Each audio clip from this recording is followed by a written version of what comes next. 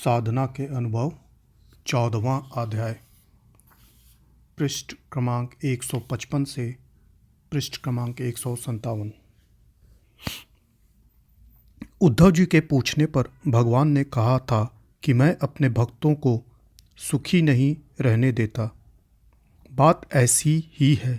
ओखली में सिर दे के चोटों से क्या डरना, प्रेम के पंथ में कदम रखे तो आफतों से क्या घबराना।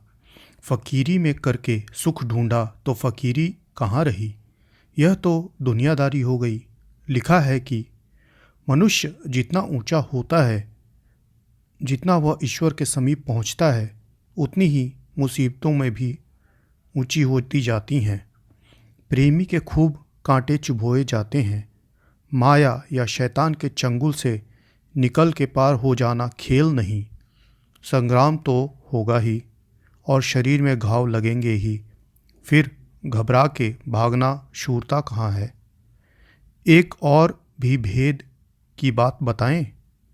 जिनको दूसरों के सेवा पर लगाया जाता है, जिनके सुपुर्द दूसरों की शिक्षा का काम है, जो लोगों को रूहानी तालीम देने वाले पुरुष हैं, वह तो कभी सुखी रह ही नहीं सकते। शारीरिक और आर्थिक कष्ट होना उनके लिए लाजिमी है, इसलिए कि वह अपने संस्कार भोगते हैं। और जिन लोगों को आध्यात्म शिक्षा में आगे बढ़ाते हैं, उनके संस्कारों को अपने ऊपर ले भोगते हैं। शिष्य के बुरे संस्कारों को खींच के अपने ऊपर लेना और अपने अच्छे संस्कार उसे अर्पण कर देना ही गुरु का काम है। जब तक वह ऐसा नहीं करता, शिष्यों में योग्यता पैदा होना नामुमकिन है। यह हमारी बात उस कर्मकांडी गुरुओं पर लागू नहीं होती जो शिष्य को केवल मुख से बता के अलग हो जाते हैं। यह तो आत्म गुरुओं से संबंध रखने वाली बात है। आत्म गुरु अपनी निज शक्ति को शिष्य में प्रवेश कर उनके मल व आवरणों को हटाते हैं और उसे ऊंचा उठाते हैं। ऐसों को शिष्य के संस्कार लेने पड़ते हैं और भुगतने पड़ते हैं। यही दूसरों का कल्याण करना है, यही आत्मा की सेवा है। कहने का तात्पर्य इतना है कि भक्त को जो कुछ भी अपने प्यारे की ओर से मिले, उसे खुशी से ले लेना चाहिए। यदि वह उत्तम व्यंजन खाने और भेजता है, अच्छे पलंगों पर सुलाता है और तरह तरह के सुख पहुंचाता है, तो उन्हें उसी की ओर से आया हुआ समझें और उनमें भूल न जाएं। ऐसा न समझ लें कि यह सब मैंने अपने बाहुबल या चतुराई से पैदा किए हैं। और यदि वह भूखा मारे, कांटों में सुलावे, भिन्न भिन्न पीड़ाएं पहुंचाए, तो उसे देश न दे। दोनों हालतों में एक जैसा रहना और बिना किसी इच्छा के प्यारे के कदमों में हर समय अपने को डाले रहना तवल्लुक कहलाता है। तवल्लुक वाला घबराता नहीं है, शिकायत नहीं करता, उदास नहीं होता, किसी को दोष नहीं देता, हिम्मत और सहनशीलता नहीं छोड़ता और अपने प्यारे से भूल में भी मुंह नहीं मोड़ता। यही तप है, यही सबसे बढ़िया योग है, यही भक्ति की पराकाष्ठा है। गीता में भगवान ने इसी को संयोग बताया है। वह कहते हैं, योगस्था करु कर्मणि संगम त्वयक्ता धनंजय सिद्धि सिद्ध्यो समो भूत्वा समत्यम योग उच्यते।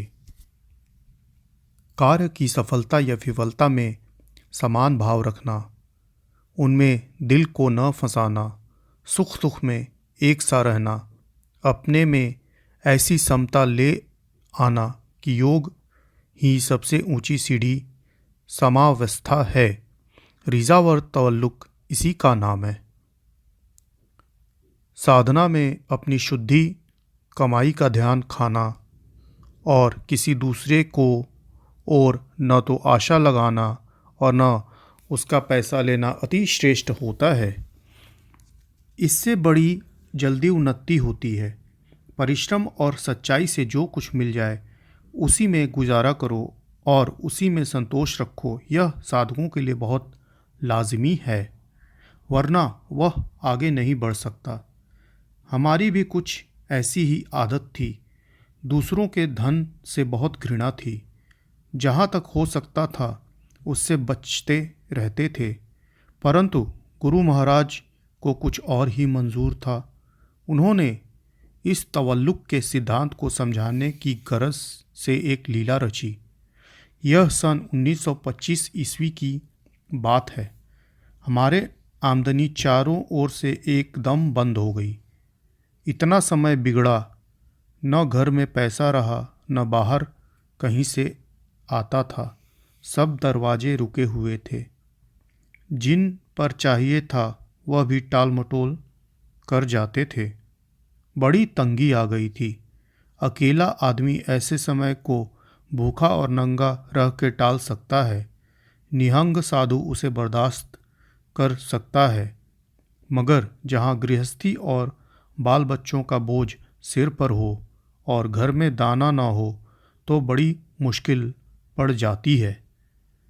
यह वह समय होता है जब ज्ञानियों का ज्ञान और ध्यानियों का ध्यान सब धरा रह जाता है। दरिद्रता में घिरा हुआ मनुष्य भक्ति भजन कुछ नहीं कर सकता। उसे तो हर वक्त सोते जागते पैसे की चिंता सताती रहती है। दरिद्रता में न मन डवाडोल हो जाता है, वह उसे नाजायज़ तरीकों की ओर ढकेलता है, कुकर्म की प्रेरणा करता है।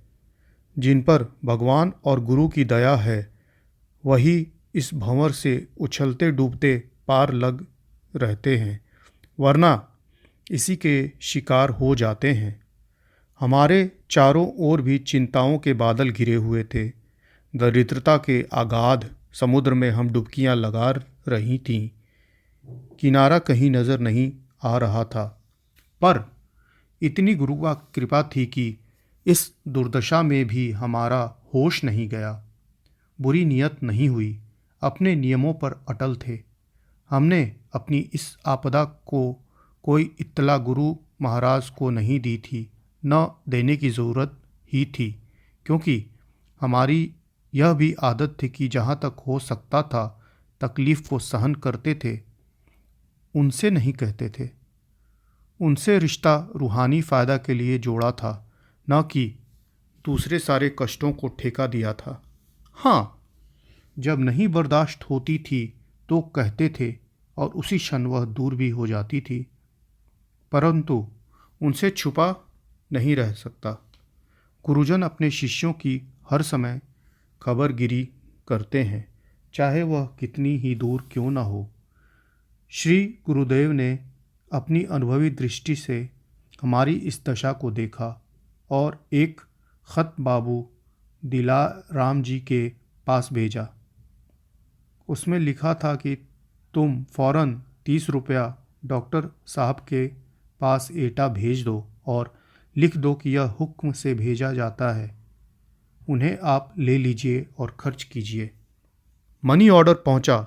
नीचे कूपन पर लिखा था कि श्री महात्मा जी महाराज के हुक्म से भेजे जा रहे हैं, परंतु हमसे फिर भी लेना गवारा नहीं हो सका और उसे वापस कर दिया। हालांकि यह बहुत बड़ी मूर्खता और जहालत थी। मालिक के हुक्म को न मानना और अपनी मर्जी पर चलना कितनी बड़ी गुनाह है, यह बात उस समय हमारी समझ में नहीं आई थी। बाबू दिलाराम जी ने ही श्री महाराज को मनी ऑर्डर की वापसी की इत्तला दी।